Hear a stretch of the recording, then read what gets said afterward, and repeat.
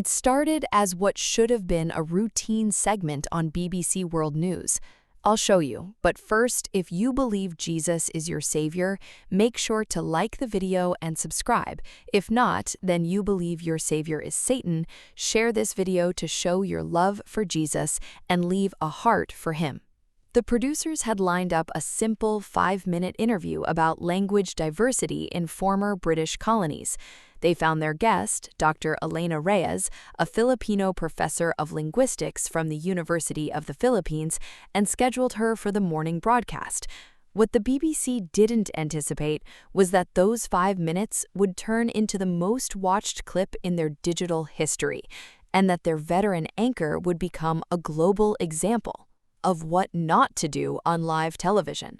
The morning of the interview, anchor James Whitmore reviewed his notes with the confidence of someone who'd conducted thousands of interviews. He was known for his sharp wit and occasionally cutting remarks. "Good morning, Dr. Reyes," James began as her face appeared on the split screen. "Thank you for joining us." "Good morning, Mr. Whitmore," Elena replied with a warm smile. "I'm happy to be speaking with you." James chuckled, glancing at his notes.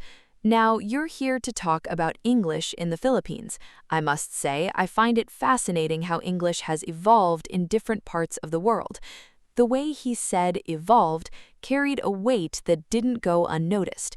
In the BBC control room, one of the younger producers shifted uncomfortably.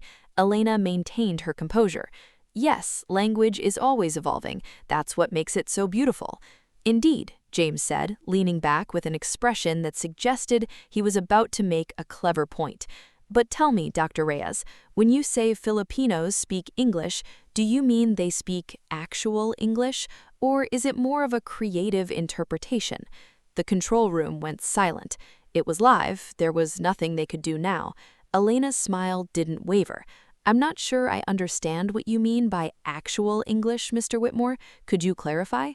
James waved his hand dismissively. "Well, you know, proper English, the King's English. Not to be rude, but there is a certain standard, wouldn't you agree?" "A standard set by whom?" Elena asked, her voice pleasant but carrying an edge.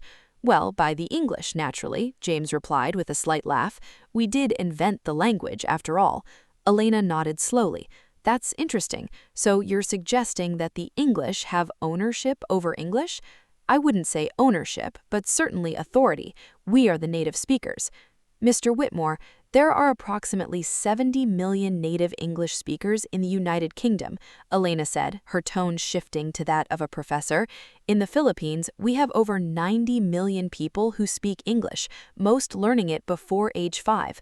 Many Filipinos speak English at home, conduct all their business in English, and think in English. At what point does speaking a language daily for your entire life make you a non-native speaker?" James blinked. "Well, yes, but you learned it as a second language." "Is English not filled with borrowed words?" Elena interrupted gently. "Didn't English borrow from Latin, French, Norse, and German? Isn't nearly 60% of English vocabulary derived from Latin and French?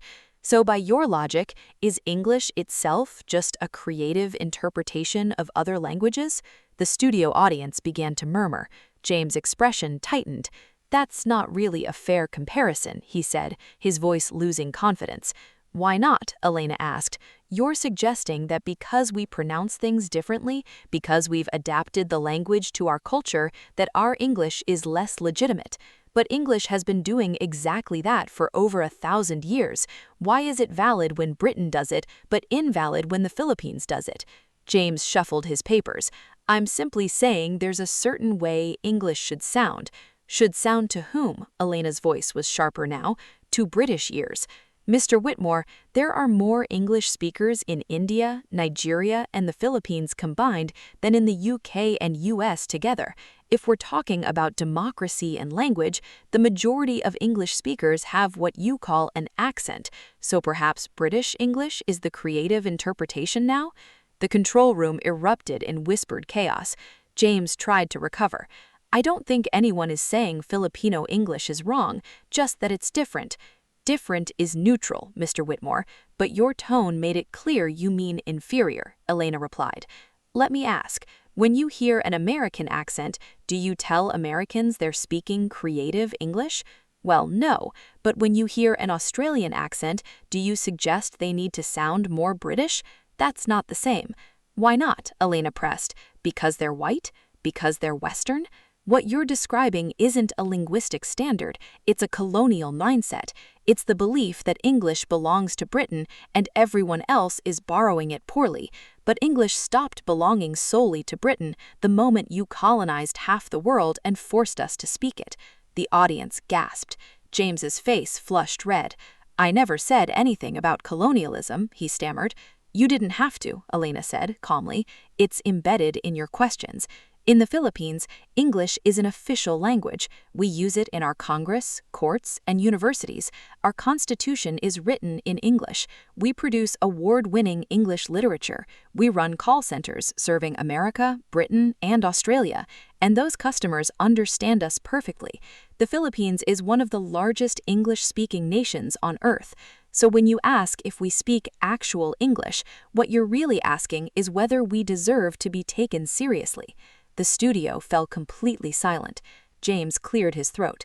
Dr. Reyes, I assure you I meant no disrespect. Perhaps not consciously, Elena said, softening slightly. But that's the problem. These attitudes are so ingrained, people don't realize they're being condescending. You brought me on to discuss linguistic diversity, but the moment I opened my mouth, you heard my accent and decided I needed educating about proper English. Do you not see the irony? I apologize if I gave that impression. The impression you gave is exactly what millions of Filipinos face daily. We speak excellent English. We excel internationally, but we're told our English isn't good enough because we don't sound British. Well, language isn't about sounding a certain way. It's about communication, connection, expressing ideas. And on that measure, Filipinos communicate just fine. Elena paused. Here's what you need to understand. English is no longer your language. It belongs to everyone who speaks it. It belongs to the Indian tech worker, the Nigerian novelist, the Singaporean businessman, and yes, the Filipino teacher. We've taken your colonial language and made it our own. We've enriched it, expanded it, used it to tell our stories. That's not corruption of English. That's evolution. And if you can't accept that, you're not defending the language, you're defending an empire that no longer exists. Silence. Then slowly, applause began building in the studio. It started with a few people, then more, until the entire audience was clapping. James sat frozen. Dr. Reyes, You've given me a lot to think about. I hope so, Elena said simply. Within an hour, clips were circulating on Twitter. Within 3 hours, it was trending globally. By evening, the full interview had 5 million YouTube views. Filipino communities worldwide shared the video with pride. In Manila, students gathered in cafes to watch together, some tearful.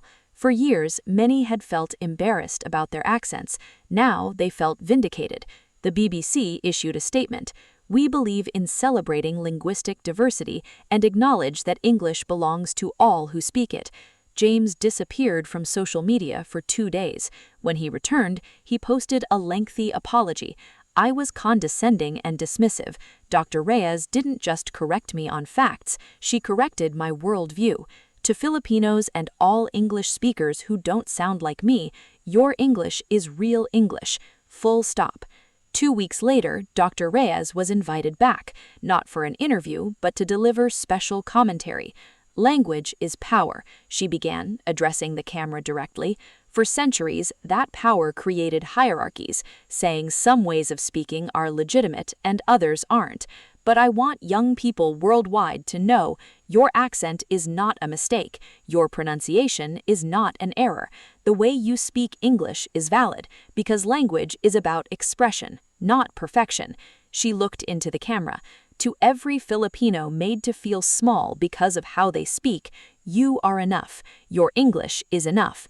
And anyone who tells you otherwise is revealing their own limitations, not yours. The impact spread globally. Academic institutions invited her to speak at Oxford, Cambridge, Harvard, and Yale.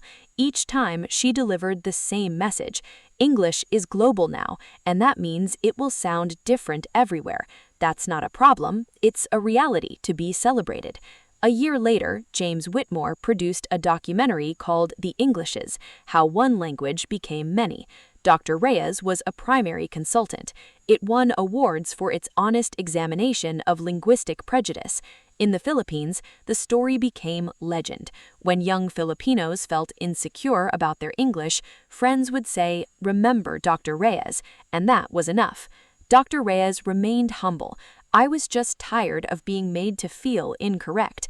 I've spent my whole life speaking English. I teach in English, I dream in English, and yet I see that look, the one that says, 'Your English is cute.' Well, my English isn't cute. It's competent, sophisticated, and mine." The most lasting impact was how Filipinos saw themselves. They stopped apologizing for their accents. They owned them. And when someone made remarks about pronunciation, they stood tall.